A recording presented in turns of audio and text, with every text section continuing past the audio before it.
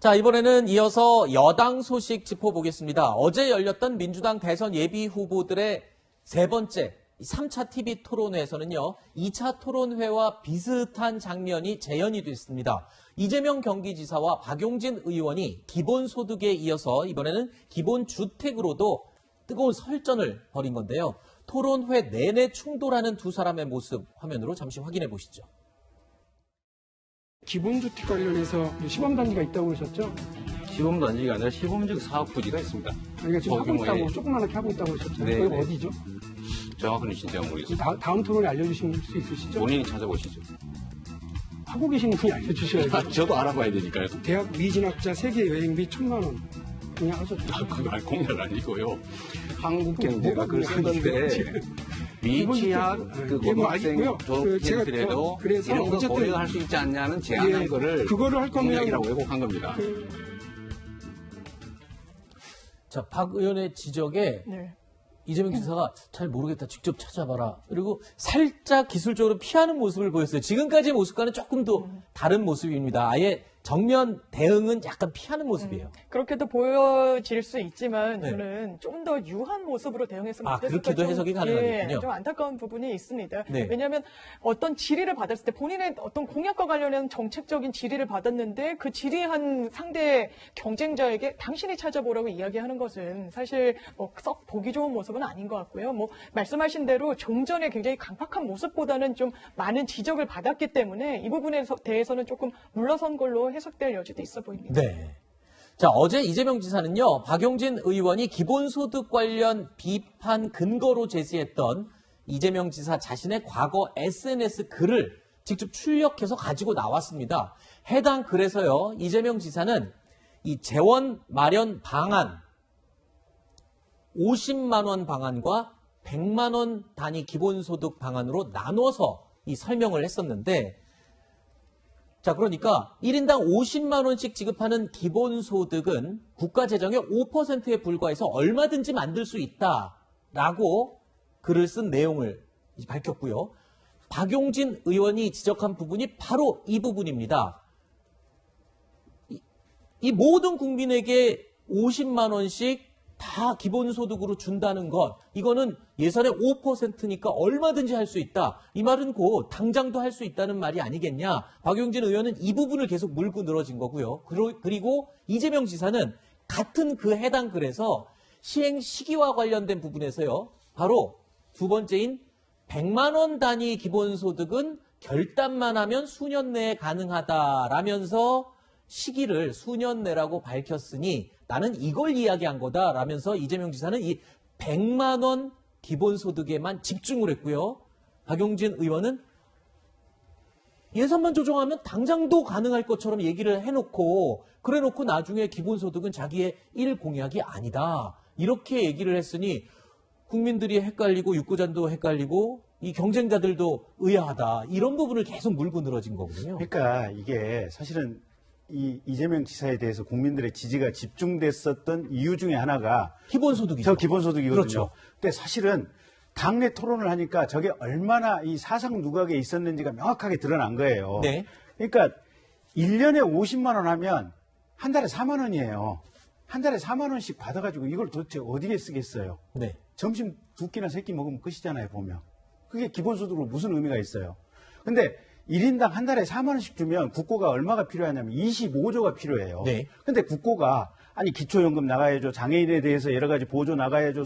그다음에 이게 고용보험 나가야죠. 수없이 많은 국가 예산이 필요하는데 25조라고 하는 예산이 580조 중에서 적은 부분이 아니거든요. 네. 그러니까 실제 의미 있는 우리 지금 어르신들 65세 되면 기초 노령연금 드리지 않습니까? 그게 한 30만 원 내외 드려요. 네. 30만 원 내외를 이게 기본소득으로 준다고 했을 때는 1년에 국가 예산에서 200조를 써야 돼요. 네. 근데 1년에 국가 예산에서 200조를 쓴다고 하는 것은 국가가 다른 일을 아무것도 못한다는 얘기예요. 네. 그러니까 사실은 이재명 지사가 얘기한 기본소득이라고 하는 것이 아주 혁신적인 뭔가 세원이 발굴되지 않는 한은 네. 근본적으로 불가능한 얘기를 가지고 국민들에게 계속해서 해왔고 네. 사실은 이번에 공격을 받은 김에 저 얘기는 좀 현실적으로 조정을 해야 돼요. 네. 불가능하지만 우리 국가의 장기 10년 목표, 20년 목표를 기본소득으로 해서 나가는 것으로 네. 정책 조정을 하겠습니다. 네. 이렇게 얘기를 해야 정직한 흐름인 것 같고 아하.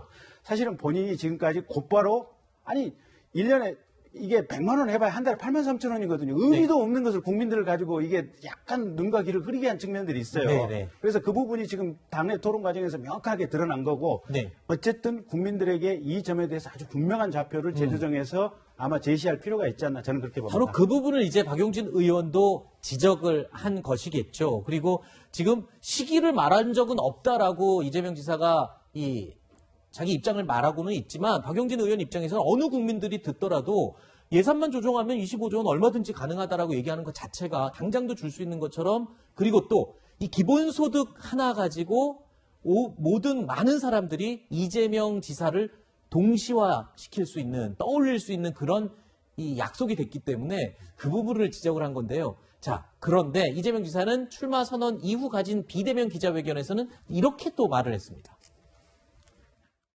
아주 획기적인 새로운 정책이기 때문에 일시에 전면적으로 도입하는 것은 이제 우려가 있고 또 재원 분담의 문제도 있는 게 현실이기 때문에 제1의 공약으로 이렇게 할 일은 아니고 다만 이게 크게 눈에 띈 이유는 워낙 새로운 정책이니까 또 공격이 많다 보니까 관심이 많은 것이지 제가 이게 가장 중요한 유일의 제1 공약 이렇게 말씀드릴 수는 없는 거죠.